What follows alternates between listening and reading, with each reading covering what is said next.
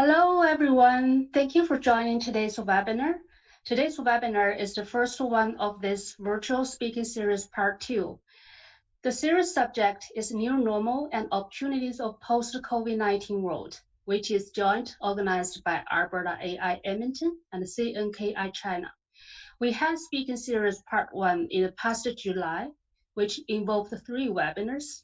In this coming part 2, there are a total 4 webinars, launched once per week. My name is Fang Fang. I'm very happy to be the host of today's webinar, given by Professor Rafiq Ahmad. The lecture will take 1 hour, first 45 minutes speech, and then 15 minutes question and answer section. You can ask questions in chat box, either during presentation or after. We will collect them, and Dr. Rafiq will answer them after the speech. Now, let me introduce today's speaker, Professor Rafiq Ahmad. He is an assistant professor in the Department of Mechanical Engineering at University of Alberta. He is the founder and the director of the Laboratory of Intelligent Manufacturing, Design and Automation, focusing on hybrid and smart systems. He has obtained his PhD in Mechanical Engineering from Ecole Centrale de France and a post-doctorate from the University of Luxembourg. Dr. Rafiq Ahmad is a board member of the International Society of Automation, Edmonton Section, Co-UofA Student Section Advisor, Speciality Editor of International Journal of Industrialized Construction, and a steering committee member of International ICCMA Conference. Now, let's welcome Dr. Ahmad to give his presentation. Dr. Ahmad, please take it over and start your talk, please. Thank you, Ms. Fang. This was a very nice introduction. Thank you for that. And good morning or good evening, everybody who's joining today from different parts of the world. So it's my pleasure that I'll be talking about a topic called digitization today, which is quite dear to me. And you will see today by the end of this presentation, hopefully within the next 45 minutes, you will understand why digitization is so important and why it's quite dear to me sitting here in Alberta. And then also I'll be mostly looking into how this digitization will be impacting the post-COVID scenarios, that how and which direction we need to look into when we are going towards this through this disruption process, which was created from the COVID-19. But also I would take a step back and I'll also refer to the digitization, that it's also a disruption for our industries, which started in 2005. This digitization is actually moving much more faster due to COVID scenario, and you will see the reason why it's very important, and that's why I want to link both of these topics together to talk about the role of digitization in post-COVID scenario. So in my 40 to 45 minutes of presentation, I'll start by discussing the general idea of digitization, what digitization is, how Industry 4.0 can help, and then I'll talk about 3 specific directions where people, tools, and also processes can be linked together to work for the betterment of the society, economy in the future. So I'll be talking about those, but in the beginning, I'll also talk about the University of Alberta, and more particularly when I go towards the different types of examples, I'll be talking about different research projects which we are currently working on at the University of Alberta. So this is just my standard slide of how I see or foresee the world out there.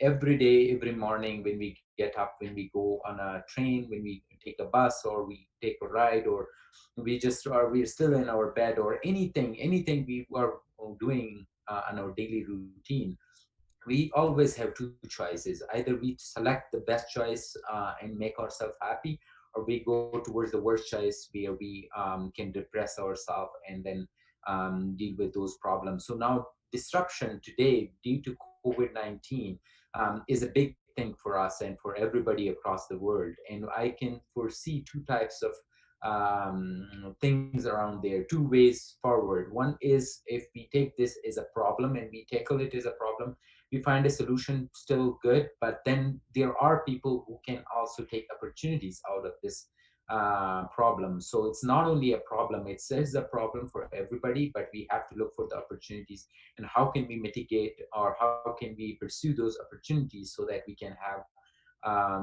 we can take more advantage out of this disruption process.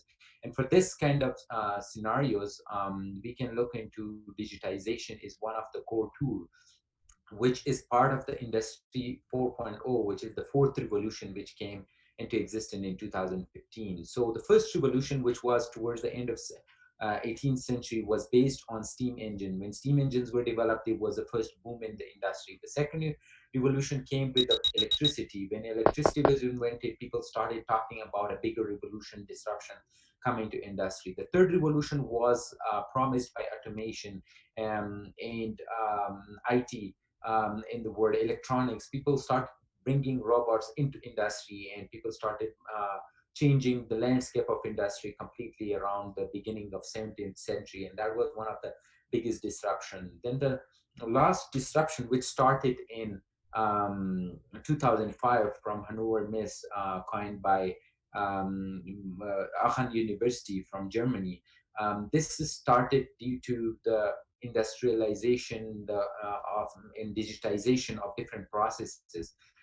It was based on computer systems, how computer systems can be integrated into our manufacturing systems, but also our daily lives. How can this digitization, this new era of internet of things, sensing elements, can change the landscape of our industry? This was the fourth revolution, and this disruption started in 2005. Altogether, for the last 15 years, people have been working these areas, and people started developing very interesting tools. And there are currently companies who are moving towards a fully automated, autonomous cyber physical systems, and they are looking into fully implementing Industry 4.0. Until the COVID-19 came, things changed for good or for worse, but the disruption of the technologies took a new turn. Now these digital world, these digital technologies, which we were talking for Industry 4.0, are becoming more and more important. Because now, if I'm going to industry and I want to monitor a process, I need to be safer around people. So it's better for me to work from my devices, to connect from my home, and to control all my devices and things. That's why this digital transformation was quite mm, important thing in 2015, and now it's becoming much more reality and becoming much more important. Because if you look into the digital transformation of different industries, there are three things which are extremely important. The very first one is called people. How do you deal with the people, their safety in industry, and everything related to the people, cultures, and everything? That is extremely important in digital transformation. Then how do you deal with the processes and how to improve those processes based on the tools which we have developed through over the decades to transform our industries, but also our societies?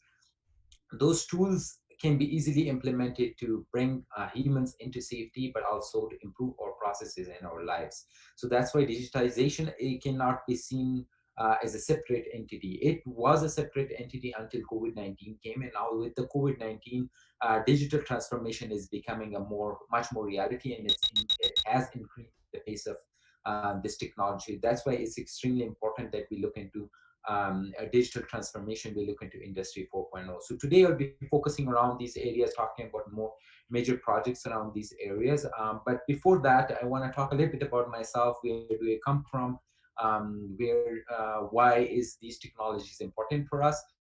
So I am, is Ms. Feng was talking about me, that I came from Edmonton, and Edmonton is in the middle of nowhere.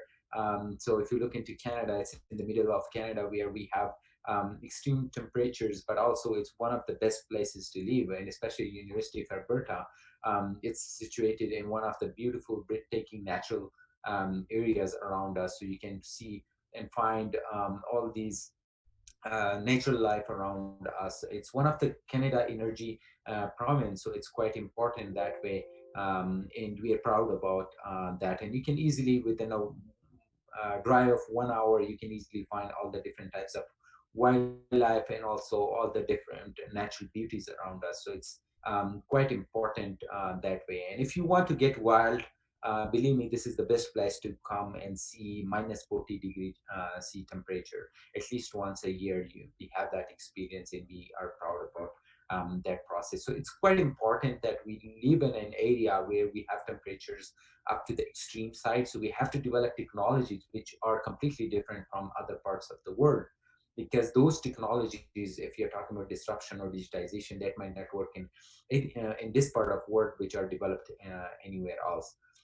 This is one other picture which I took in November 2017. That was the first year when I came to Canada. This is Lake Louise area, so one of the amazing places, which is 3 hours from Edmonton, so it's not very far and quite easily reachable. The university itself, we are around 40,000 plus students, 18 faculties, and many different types of programs. I'm not going into detail about that. It's one of the top 100 ranked university in the world. Now, since you know a little bit about the university and also digitization, I want to talk more about what is this disruption of COVID-19 and then also digitization, and why is it important for us, especially in Alberta. There is a major disruption, and there will be a job shift due to COVID-19 pandemic and digitization. And most importantly, people will be judged by the skills related to digitization. So if you are somebody who's not working in digitization area, not familiar with a lot of digitization tools, now is the time to prepare yourself, because things will be changing quite drastically due to this disruption process.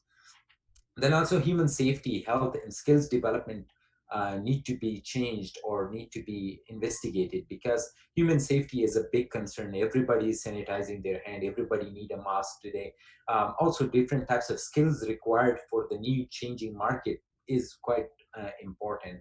We are also living in the era where intelligent system processes tools are getting more and more important in the autonomous system, robotics, and how this digitization industry 4.0 can play role to make those systems more intelligent is something we will need to investigate. We also need to look into changing the way we teach people, the way we educate people, because this is a disruption, and this disruption is not easy for everybody.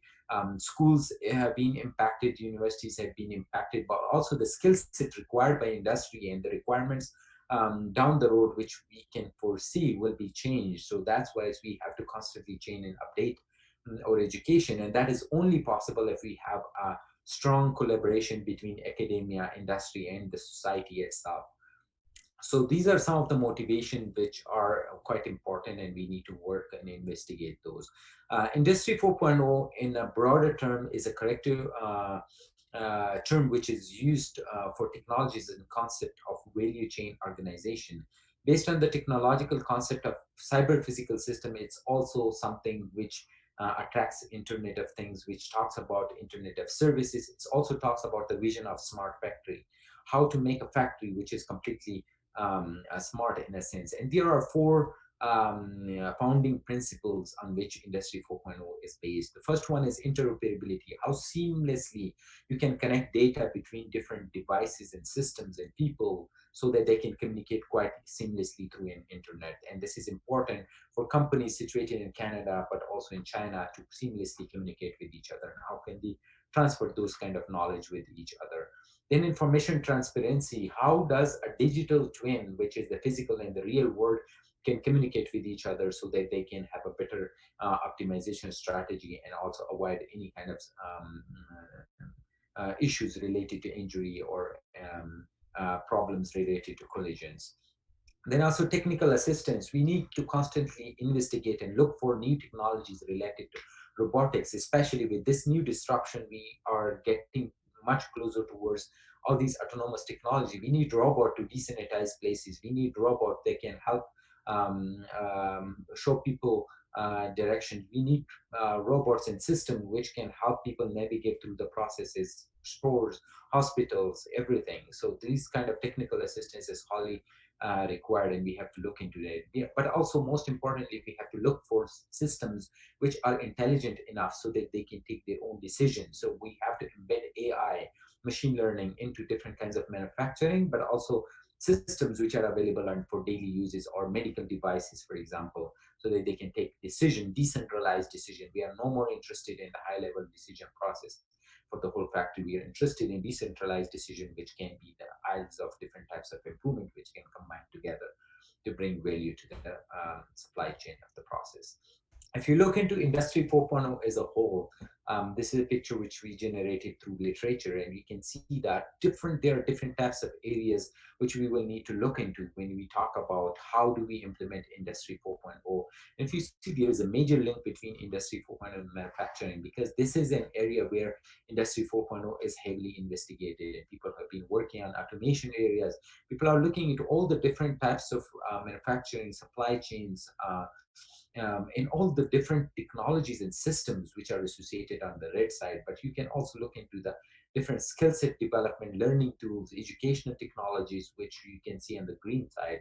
But also, this is also linking us to different types of tools which are available towards the blue side, and those tools are mostly related towards data communication, how these data can be stored, how can they help with each other.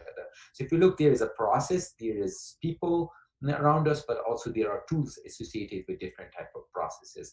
So that's why Industry 4.0 is looking into spectrum technologies around these three different types of areas, which are very important. Now, overall, if you look into and combine these different types of technology, that's how we are looking into the digital transformation areas. Now, what is a digital transformation? How do we define it? Digital transformation is the process of using digital technologies to create new or modify existing business processes, culture, and customer experience to meet changing businesses and market requirements. So this means the reimagining of business in the digital age is the digital transformation. So converting all the analog systems into digital system, because you can easily then predict or use that data to predict something on the process, to forecast something. Digitization is also using digital data to simplify how we work. So it's not about analog data, which might be quite complicated. So it's always based on a digital data, which can simplify your work in the way you present and the way you use that data. Digital transformation also adds value to every customer interaction. This is one of the very important thing, and which is very different from other types of revolution, that digital transformation targets your customer. So customer is the center of the key. And it's very important that you look into your digital transformation from the eyes of the customer, because if you ignore that part of the digital transformation, you will find areas where digital transformation will not succeed. So I want to present a small video of 2 minutes to give you a better idea of what digital transformation is, and then we will move forward. We explain the business world of tomorrow. This is Emma. Personally, she's well connected in the digital world. Her smartphone guarantees her constant web access and keeps her in touch with her friends.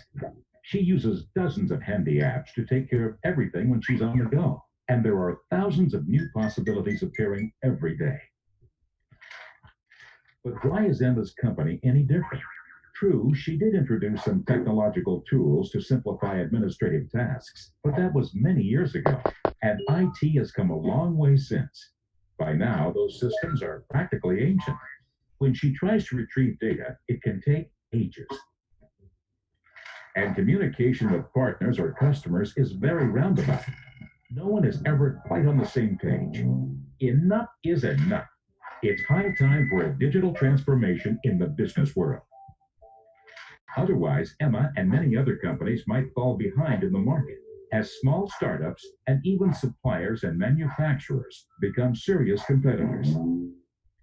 In the internet age, the value chain has been completely reorganized. Consumers and producers are now in direct contact. That's why Emma's company, its corporate IT systems, and all of its communications are overdue for an urgent upgrade. The internet links everyone in a global network. Emma can now identify the best partner companies quickly and collaborate with them seamlessly. The data flows over broadband technology and can be accessed anywhere. This lets Emma's company seize groundbreaking opportunities. She can implement interfaces to reach customers through brand new channels that target them directly. Plus, customized product extensions lead to fresh business models that are just as versatile as today's mobile society. In the digital world, IT is not only a tool anymore, it's the central seed for every company's growth. So from the video, you can easily see that when it comes to digital transformation, customer or the client or the consumer, who's the final person, is the center of the process, and it also connects different kinds of manufacturing systems which are even placed across the borders. So you have no border across the world, and that's one of the way digitization works. And today, it's one of the reason that I'm talking to everybody from across the world who are here. But digitization is not a simple tool. It's not that easy. And if you look into a recent survey, you can easily see that it's one of the biggest blunder as well in times when you look into digitization if it's not properly implemented. So for example, 1.3 trillion that was spent on digitization last year, according to Harvard Business Review, it was estimated that $900 billion were waste in the process. And the main reason for that is that it was not properly used according to some of the key principles and lessons which are very important. So the first lesson is that figure out your business strategy before you invest in anything. It's extremely important that you identify what is the key performance indicator or business performance which you are looking into. For that, we have worked across Alberta with different companies. We have identified their business case, and it's not that easy for a company to identify what is their business key performance indicator which they are strongly looking into. And once you know that, strive for that kind of business strategy what you're looking for. The second thing is leverage your insiders. It's not only about bringing a consultant from across the world or another part of the world or somebody who's excellent. You bring them and then he or she uses their time for 5 days a week or 1 year in your company, and then they can change the landscape of your company. If your people who are at the company, if they don't buy it, then it's impossible for you to digitize your system. So it's extremely important. You can bring people from outside, consultants, so that they can work with you guys. But then at the same time, you have to look into all the people inside you, that how do you train them? And that's why it's extremely important that you can look for different types of education and training technologies. The third thing is also bringing your customer right from the beginning in the process. So design phase, very early in the design phase, your customer need to be there, and the customer should be there throughout the process. And every part of the process, you have to look for the customer interest. Always ask the question, will this process customer will be willing to pay for? If the answer is yes, that's a value-added process and you can keep it in the process. Then you go for recognizing and studying your employees, because sometimes it's also very important that you see that there are employees who has this kind of fear that they will be replaced either through the technology or through any other process. You have to bring that trust into them, that if they keep up, if they are okay with the process, they will never be replaced with anything. So it's important that you buy those people and create a culture for them. And also, lastly, it's important that you look into bring Silicon type of startup culture into the process, so that you are looking constantly for agile decision making. You are also constantly looking for rapid prototyping of the process and constantly looking for expanding your process to other spin-off companies, even looking for patenting your processes and patenting your products in a company. If this is part of your plan, these 5 lessons, then your digital transformation will be a key success in the end. So in order to summarize, we are looking for systems of intelligence, but at the same time, we have to look for empowering the employees which are there. We have to constantly engage with the customer in the process. You have to optimize different operations, and for that you have to look for different types of technologies, tools, digital technologies, digital processes, so that you can optimize. And then you have to look for transforming your product to not something which you're producing, which you were producing last 10 years, 15 years, 20 years back, but constantly looking for new avenues, because that would give you growth to your company. And that's why it's extremely important that you look for the proper engagement with your employees and customer. And when it comes to these engagement, then safety is a paramount thing. Either it's mental safety, either it's physical safety, especially when it comes to scenarios like COVID-19, then we have to look for the customer safety, but also look for the employee safety, because those are the core of our processes. So it's extremely important that we consider them as our own, and we treat them properly with the full engagement, so that they can be saved. For that, there are different types of technologies, tools which are available. People who have been working on safety of different types of employees. I'll talk about a couple of these options and tools, especially in the setting where we are talking about COVID scenarios. So if you're looking into COVID scenario, we have to find different types of tools and technologies, and those companies are becoming the norms of the future, where we can potentially detect who is a symptomatic person, for example. That could be a symptomatic person for COVID-19, but that could be another thing which might be coming in the future. So it's extremely important we look for those kind of technology, and we develop those technology from now, because those disruption will be coming in the future as well. So it's extremely important we look into and identify those kind of technologies. But also we have to constantly track different patients and activities across our medical environments, but at the same time, it could be any construction site or manufacturing areas, or even our society outside in parks or anything else, or schools. For that, we have to look for new technologies, which are tools which are offered by Industry 4.0, but they are at the core of digitization. Those could be sensory elements like different sensors, different types of digitization tools related to those sensors, but also different types of algorithms and systems which are based on AI and machine learning. So we have to constantly look into those.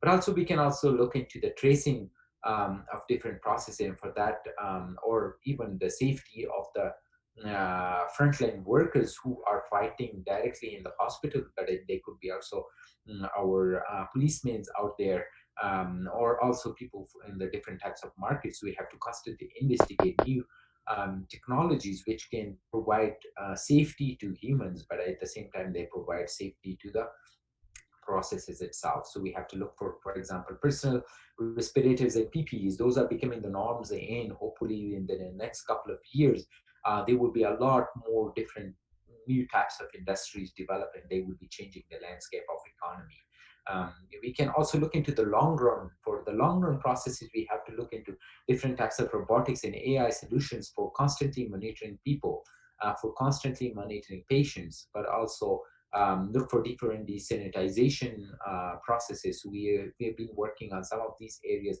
already, and we have seen many different startup companies coming around these areas. But this is a long-term goal, and I'm sure that in the next couple of years or next 10, 15 years, we'll see a lot more new types of solutions which were not feasible before.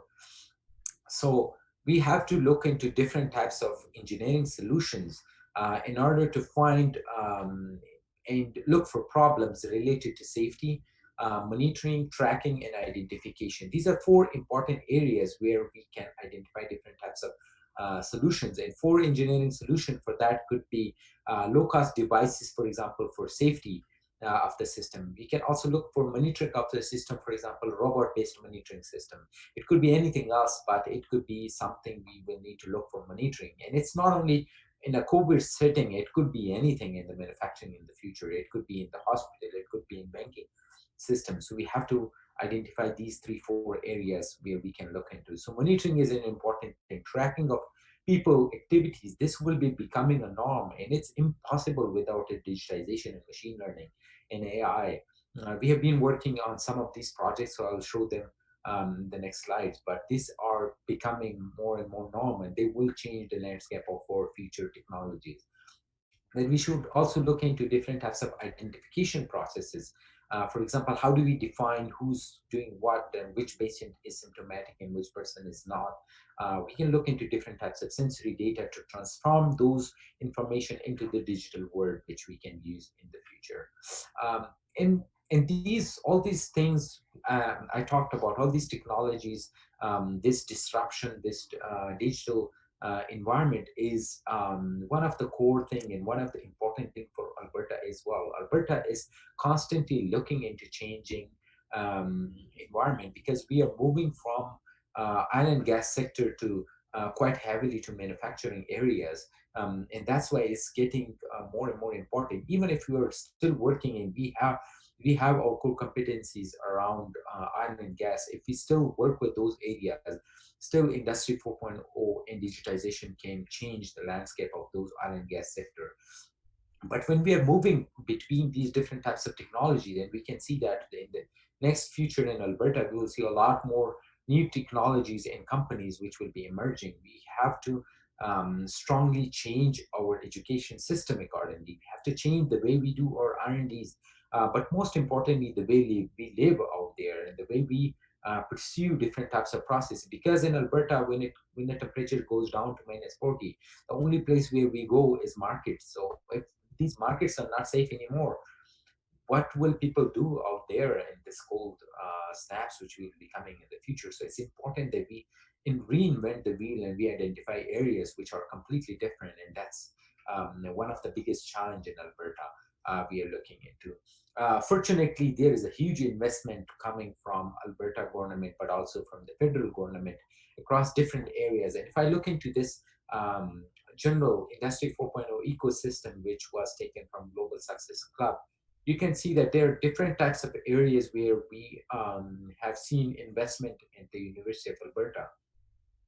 One of the major investment which we received was related to renewable energy. So energy sector in University of Alberta, and we have many people in different types of areas are working related to geothermal, solar, but also wind energy. Different types of energy systems. We have received $75 million of investment where we are heavily investigating different types of tools and technologies which will change the landscape of Alberta in the future. But we have also a huge facility which is NanoFab. That is a huge facility which is helping us look into all the nano types of technologies which we have, and we are quite proud of this kind of technologies. Recently, we also received a $14 million of investment related to autonomous system and center. I'm part of one of those projects where we are looking into autonomous industries around these areas. So this is one of the key investment which we received recently from Alberta government. And this is extremely important because if you look into this process, this is directly targeting the digitization of different types of robotics technology that's related to transportation, health, and any industrial sector. I'll talk about it in the next slide. Then we have also received many different projects related to repair and remanufacturing, hybrid manufacturing, which combines additive and subtractive technologies. Additive manufacturing 4.0, 4D printing is also up to the core competencies in the University of Alberta. Last but not least, I'm also looking into different types of lean techniques, lean 4.0, where we are changing the way industries need to manage their resources and bring customers into the loop. That's where we are developing different types of technologies, and Alberta Learning Factory is a lab which we have developed around those areas as well. The $14 million investment which we have done targets 4 different areas. One is related to mobile communities, sustainable communities, health communities, and also industrial communities. And I'm mostly involved with the industrial communities, where we looked into how do we make autonomous technologies which are targeting directly Industry 4.0 and targeting advanced manufacturing sector in Alberta. And that's where we have really good expertise in communication. But from the past experience, what we have seen, we don't have to reinvent everything from the scratch. Fortunately, this Industry 4.0, which is the fourth revolution in industry, comes with something which exists already. So we have seen that from the past three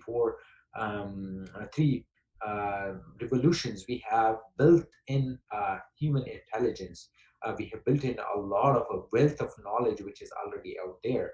So what we need to do is to use that knowledge and bring it, capture those knowledge, and we can transfer those knowledge to different types of machine intelligence. That is possible with different types of machine learning, AIs, and systems. And currently, a lot of people across the world are doing those kind of systems.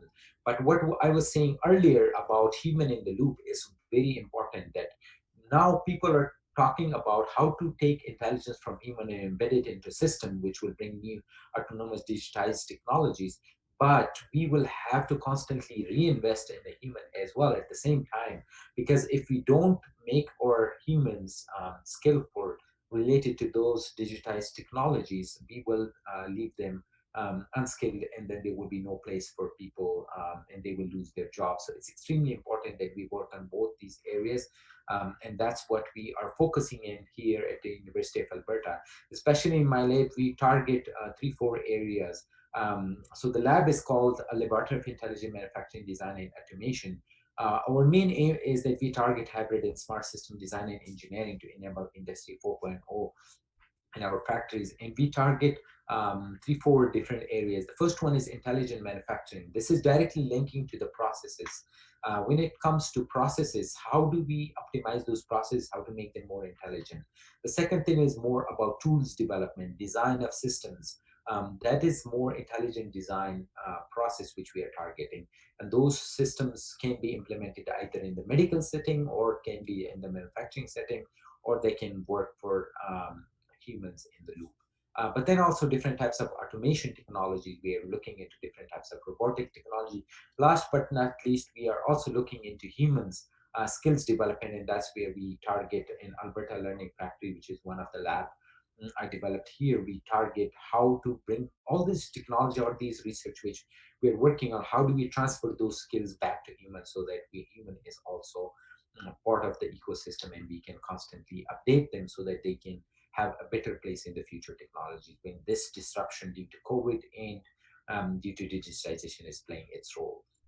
So just want to show a couple of pictures of the lab and the people working on, many people from across the world. I'm proud to say that we are 19 people. We have almost 7-8 nationalities on our team, mostly people, the majority of them coming from China and from Mexico. So I'm very proud of that part as well. We also look into different types of projects related to COVID-19. We recently developed and we are about to commercialized product related to personal respirators, which is directly targeting tools for any of these disruption, but also helping humans to stay safer in a COVID environment. We are also looking into different types of robotic solution for security purposes, but we also look into the coexistence of humans and robots, but also the collaboration between humans and robot, and how can they collaborate in an environment where in the future we will see that all these automation technologies or the disruptive technology will work together with the humans. We have to find ways to make things safer for the human, but also safer for the robot itself, because robots today are not safe from humans. We are also looking into different types of mobile platforms and path landings related to that. So we designed those systems. And one of the specific example I'll talk about those is monitoring a patient, for example. So we are constantly looking into identifying, developing the software and hardware system where we can constantly monitor a patient, for example. If something goes wrong, how do we take action using a robot? It could be either controlled from another room, or it could be self-autonomously controlled, so that we can avoid any other problem to people. Those kind of activities, safety is also very important when it comes to construction areas. So we have recently implemented different types of machine learnings in AI algorithms, especially deep learning algorithms, where we are constantly looking and tracking humans in the areas. And you can see from the video that we quite easily, we are able to detect and identify humans in the loop, and we can easily find if there will be any dangerous situation. And we can easily transport those kind of digital technology. These are all the digital technologies which are based on Industry 4.0 sensory systems. We can easily bring them to the malls, airports, hospitals, industrial facilities, where we can detect and identify, for example, social distancing between people and things. There's a lot of technical issues or logistic issues involved with that, privacy issues, which I'm not going into detail, but those are possible and those will become a norm of the future. So you can easily see with different types of different sensors, for example, to see if somebody is sick or not due to the thermal radiation coming out of that system. We are also looking into the processes itself in the manufacturing areas. If you see that there is a process where a machine can collide with another part, how do you detect that and avoid those kind of scenarios where we can avoid collision between different systems? Either in 2D environment, in 3D, we have worked through and developed different solutions where we can actually take data from different types of manufacturing systems and use that data to take intelligent decision and make our system much more smarter. This is something related to, we are also looking into different path planning solutions for mobile platform. And this is just one of the game which you might have seen, but this kind of scenarios can be easily interpreted or can be used and analog to different types of systems which are already out there. For example, in-colony optimization algorithm can easily use those kind of scenarios, but we have also developed our own concept based on those kind of scenarios, and we have developed our own algorithm, for example, Int-Air concept, where we look into providing an impulse to the robot, and that impulse is able to change the direction of the robot. And we can use those kind of technologies. We can use different types of mathematical modeling so that to provide more intelligence to our system, so that our system can find our path from one particular area to the final particular area. And this kind of robot systems and systems which we are looking into, they can find many applications from disaster areas to COVID related scenarios to safety or anything else, and so finding the right space and area as well. We're also looking into different types of manufacturing systems and processes, how to optimize them, how to get data so that we can minimize all the waste in the process. This is extremely important because we are getting lower on the resources which are available out there. So we have to find ways to optimize our processes. On the polymer side, we are able to do that already with the CNC machine, but also 3D printing or mixing of different materials. We are also looking into repair technologies. For example, how do you take a part which is broken? How do we scan that part from the scan to complete laser cladding processes? We have developed that completely autonomous solution based on Industry 4.0 solutions, which are out there. We have also looked into different types of path planning solution, software development and hardware development. There's a lot of data coming into the process from a construction site, for example, for panel construction or different types of wood framing or steel framing processes, but we also looked into different types of quality systems where we use different images from the machines and system for pre-inspection, post-inspection, but also real-time inspection. This is just one example of online inspection where we detect where exactly the center of the hole would be so that you can easily do your insertion. So all these technologies are possible based on different sensory elements like vision cameras, but we are using all the other tools which is provided by these digital technologies like AI, machine learning, which we are using here to detect these holes. You can also see that we are looking to apply those solutions also on screw detection, but also on welding processes with a very high accuracy in the process. All this processes or solutions which you have seen, which we are working in our team, are meant to mobilize or digitize the industries which we have. And there are many different types of targets which we're looking into: zero breakdown, zero delays, zero defects, zero inventory, zero accidents, zero papers. All these things will optimize the future processes, and extremely important that all the technologies which we develop over here should provide more intelligence into the system. And this is only possible if we are targeting getting a lot more data from the process. And this data is extremely important because when you have a lot of data coming from your process, so for example, Tesla car can easily find out its way on the process. It can identify what is coming into the way, but we have to constantly develop those systems. There's a lot of data, abundance of data coming from the society, but also from the different manufacturing systems. So it's not only about industry that we have to look for in a digital era and where Industry 4.0 is disrupting. It's extremely important that all the public, where the social factors, the business part, which is the industry where I presented a lot of different examples, but also the government, the legal drivers, they work together for the digitization of the process in the industry. So society is a major player, and that's why there is a new term. People are talking a lot about Society 5.0, which is nothing more but problem solving and value creation, diversity, where you talk about diversification, we talk about decentralization, we talk about resilience, where you talk about sustainability and environmental harmony. All these things are extremely important because it's not only the industry which is disrupted, but also our society as a whole, and you can see that easily from the process. This is just a quick example of the economical impact of digitization in industries.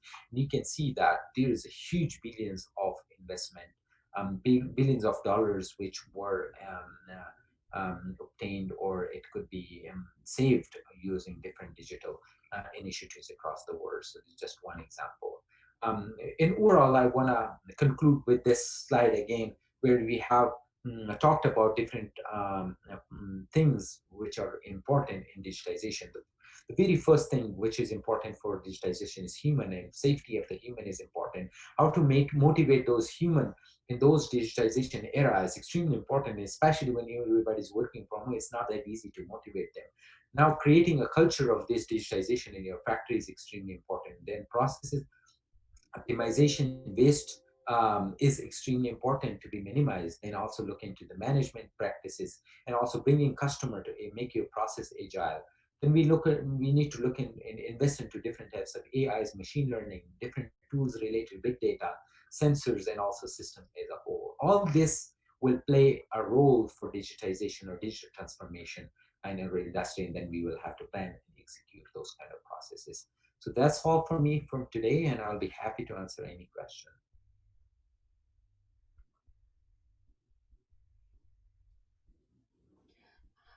Okay. Thank you very much for Dr. Rafiq Ahmad's very nice presentation. There's a lot of information. So I think, as Dr. Ahmad said, the intelligence is not only for industry, right? It's for government, business, society. So maybe later, I think the term, it shouldn't be Industry 4.0 point. It's a world 4.0 everything, right? Extremely, yeah, I completely agree. So it's and that's why people are talking about Society 5.0, because it includes everything. And this is a term which is started mostly from Japan, but it's going quite wide across the borders. Mm-hmm. Okay, so is it Industry 4.0? It's a top level of technology or something at the level, top level, or is there gonna be Industry 5.0 or 6.0? I think people already started talking about Industry 5.0. And there are experts around the world, they are looking into Industry 5.0 as well. But from my perspective, when I look into Industry 4.0, I don't see any company today which is fully Industry 4.0 implemented in the world. So that means that we have a lot to do, especially to bring Industry 3.0 into existence. So if that is not fully achieved, it will be hard to move into any other further revolution. But things can change in any direction, and people will be looking at other kinds of revolutions in the future as well. Mm-hmm. Yeah, let's see. There is a lot of questions coming. So let's look at the first question. what is the most important thing we need to do in upgrading traditional manufacturing into Industry 4.0? Oh, this is extremely important question, and I personally like it. The reason behind that is that a lot of people in industry, when you talk to them about Industry 4.0, they say that it's not for them. It's not for them, they cannot implement anything, or probably they are at the Industry 2.0 level or Industry 1.0 level. So they really think that Industry 4.0 is not for everybody. That's not the case, and that will answer this question if I answer this thing that Industry 4.0 is for everybody. Industry 4.0 is nothing but only the collection of the different types of data which you have available in your process. If you're currently working in a completely manual process, if there is no electricity involved and everything is completely manual, you're still producing product. And if you're producing those products contain a data. What type of product you're producing, how you're producing, what type of knowledge is associated with that. So the very first thing a company need to do is to start collecting their data. Using their data with different types of disruptive technologies or different types of digital technologies later is another thing. But how to collect their data and use their data within the process is the very first thing for Industry 4.0. So that's what is extremely important, and that's why Industry 4.0 is for everybody. You have to start collecting data, then you see which data is good for you and which data is not good for you, and that's where different types of Industry 4.0 tools can help you. Hope I Yeah, I do feel that data is extremely important. Even, there's some also, there are data, but the data quality is always poor. As I do my research, I feel that data should be improved. Okay, there's another question that will the employment rate decreases as the growing application of those cutting-edge technology and smart systems in manufacturing? How to solve this potential risk? Yeah, this is a very typical question. I am always asked this question, so I'm happy. I'm glad that somebody brought this up. For me, there are two types of two schools of thoughts. One, people think that these technologies will completely take our jobs. The second school of thought is that they will create more jobs in new areas. For me, I belong to the second school of thought. I always think that these technologies will bring a lot more new types of technologies and different types of industry. Previously, nobody was talking about machine learning and AI. Now, if you see, there are many different types of companies which are operated only because of AI and machine learning. If you look into Facebook, Twitter, all these technologies, these new types of systems, they came through from nowhere.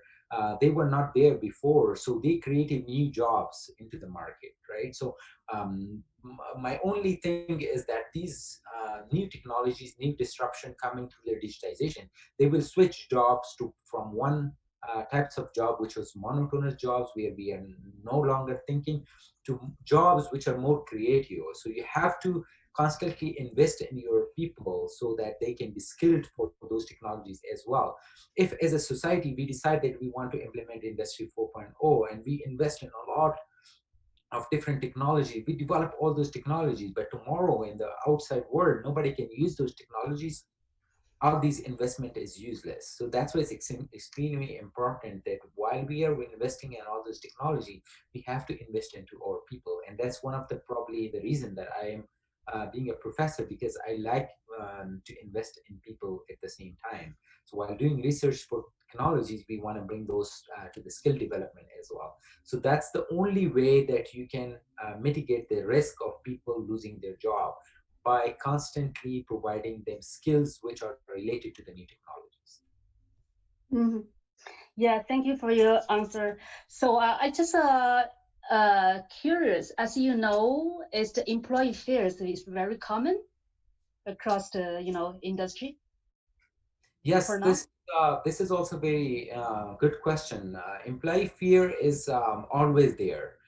There will be employees which will not want to change, and when you look into the waste in a process. Lean manufacturing is targeting different types of waste, and out of those wastes, people are talking about 7 waste which were coming traditionally from Toyota production system. Now there people are adding also politics to be one of the waste in the process, because employees sometimes they create those political pressure on the company and they don't want to change. So those things will always be there. There will be political pressure, there will be gangs in the process, there will be people who will want to change, there will be people who will not want to change, and a lot of the time people will not want to change. So that's one of the biggest hurdle for digital transformation in a company. So when it comes to that kind of level, when people don't want to change, that will ultimately create those kind of bad scenarios where people will be losing jobs, or people will have fear of losing job. So that's why when you are talking about digital transformation and building a culture within the company, you have to bring that culture to a level that people take the trust on that technology and they can understand that this technology is for helping them. It's not for replacing them, but for helping them. If they don't update their skills, they will be replaced. But if they update their skill, they will be needed, because you need to service those technologies as well. Yeah, that would be a nice ear among the employees. Yeah. Another question, how the corrosion industry can benefit from AI digital transformation? What tools it will require, to monitor and predict the corrosion propagation rates, which are quite complex to predict. So you mean corrosion propagation? Yeah, corrosion propagation rate. So, so we are actually working on a corrosion project, especially when we are looking into the repair project I talked about. Here, what we are looking into is we are using different types of deep learning tools where we investigate what type of corrosion process is there. And it's not that easy, believe me. It's not that easy to predict what kind of corrosion is there, and you have to have a lot of data to train your models, and then use their data and develop a system which can actually predict what kind of corrosion is there. This is only for predicting the corrosion, what type of corrosion is there, and how to mitigate that corrosion, how to change that or repair the part is a complete different types of story. So that's why it's important that we invest in the different machine learning tools for corrosion, but also in the next step, we have to look for different autonomous solution or in situ operations where we can bring robots and they can actually do those processes. So this is one of the projects we are looking into as well in our research for repair processes. We are not looking directly into corrosion, but you're looking into any repair processes. But it's extremely important that it will be a 3 to 4 years problem, starting from predicting what type of corrosion is there using different types of machine learning algorithm, and then you can use different vision-based cameras and sensors. Then moving towards how the process would work using different types of robotics technologies would be the next step, I believe so. Okay. Thank you. So next question, I think there's a really, more questions having expertise. This question says, you may know mask spring docking. I don't even know what is it. You may know mask spring docking experiment of demonstrating the new technology to implant chips into pig brains have been conducted several days ago. Do you know? What do you think of this technology? Do you have any worries about human ethics? This is the kind of question which I always want to avoid. But I would gladly answer this question, because I personally, I'm always in favor of technologies which are helping people, which are looking for the safety of humans, which are not crossing any of the boundaries when it comes to ethical environment. And that's why I am in favor of all the drone technologies which are helping people, especially like emergency vehicles, bringing people to safety, and then also helping in disaster situation. But when it comes to people destroying or ethical issues, I am also strongly against those technologies. So the technology like this one, I don't have a lot of information on what is going on within the technologies, but I personally would never want to work on this technology or something which is related to that to be embedded into humans. Because we can use technology to assist us, other people, like even we can use chips and anything in our phones to track people, especially for COVID because of the safety. But I would be not interested in looking into technology which can go inside human, for example, because that will directly impinge into our personal space, which I personally don't like. So that's why I don't have a lot of information on that technology, because I'm not interested in. And when I hear about that, I do fear something, you know. Yeah, and it's the same thing. It's quite logical, right? Yeah. All right. And next question is concerning upskilling and the reskilling of personnel in the manufacturing industry. What are the key skills that will be necessary for easy personnel integration into Industry 4? So what are the three skills needed for people to integrate? So for Industry 4.0, I think what we need to do is the most important thing for us is that we should consider Industry 4.0 not as a technology, but we should look into it as a culture. So the most important thing, if we really want to do the transformation of our companies, we will need to look into Industry 4.0. We will need to look into this digital transformation as a culture, and we will need to buy the trust of all those people. So in order to do that, they will have to see that why this Industry 4.0 is important. And for that, we need to provide them training of what it should contain, what it can change. They need to understand the behavior of change into the process. So the very important thing is that we have to embed into their mind that this is a culture, this is not something which we need to do.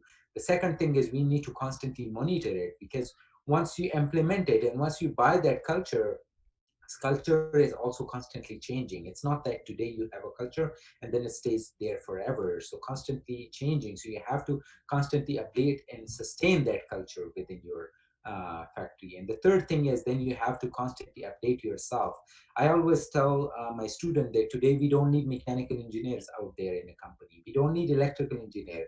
We don't need civil engineer anymore. We need a mechanical engineer who know how to program in Python. 8 o'clock p.m.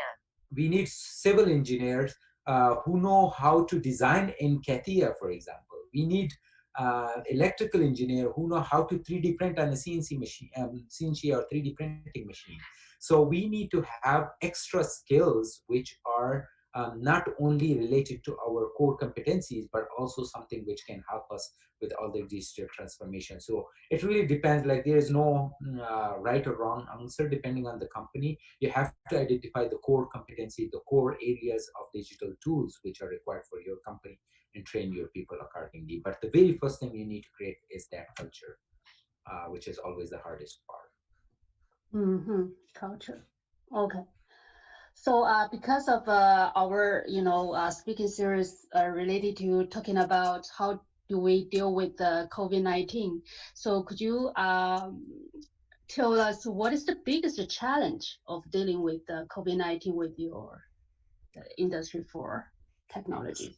So the biggest challenge, like I personally see that COVID-19 is actually a driver towards digital transformation, because it helped companies to sit at home and start working from home so that they can understand things better and they can see how they can work digitally, how they can control their manufacturing systems out there. But there are two things which are important. One is the supply chain. The biggest challenge or the biggest thing which happened due to this COVID is the disruption of supply chain. A lot of these parts which we were required, we are unable to receive them anymore. So it's extremely difficult for us to connect with people, because connect with companies who are across borders or sitting in different continents, because we are unable to receive those parts. For example, I was waiting for one sensor and it took me almost 2 months to receive them from US. So US is just here. Like normally I would receive a part within 2 days, but it took me 2 months to receive a sensor part. So it's extremely difficult in this COVID situation, even if we are working on the digital transformation, it's not that easy to work with your supply chain, especially if you're interested in bringing technologies to your facility. Second important or difficulty is the culture I was talking about. Now it's impossible to create that culture because you don't see people. So with the video, it's not the same thing. If you want to create that culture and embed people and learn, help them learn the digital technologies, you need to see them face to face so that they can buy what your motivation and your thought process is. If they don't see that, it will be impossible for them to get that. So I think these are the two most important things, which are biggest problems related to COVID, which is not helping in the digital transformation process. Yeah. The question is that when will we, can be freely face to face? When are you gonna finish? To be honest, many people, or especially doctors, they don't have answer for that, and it's extremely unfortunate that we don't know the answer to that question. But I'm hopeful that things are moving back, and there are people who started putting that reset button to their lives. And it gives us a good time to think about things and how we move forward. And it's a good thing for companies to rethink about their strategy. So I think that's, in that way, it's a good thing that we are waiting for a new restart to the process. Mm-hmm. Yeah, let's everybody make effort, dealing with COVID-19. Okay, so now it's 8:05. 1 hour goes to the end quickly. So we don't have time to answer more questions, even there is some questions coming. So I think the audience are encouraged to get in touch with Dr. Rafiq Ahmad or us organizer to know more details you are interested in.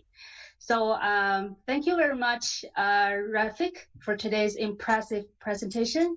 And thank you everyone who attended the meeting. So it's time to say goodbye, and it's time to say thank you, Dr. Rafiq. Yeah, thank you very much, Ms. Feng, for organizing this, and thank you everybody for listening today. And feel free to contact me with anything you need, and I'll be more than happy to work with any one of you. It's unfortunate we couldn't see face-to-face anybody, but feel free to just remind me to this presentation, and I'll be happy to help in the future. Okay. Yeah. Thank you very much. Okay. See you next week, the audience. And okay. Bye-bye.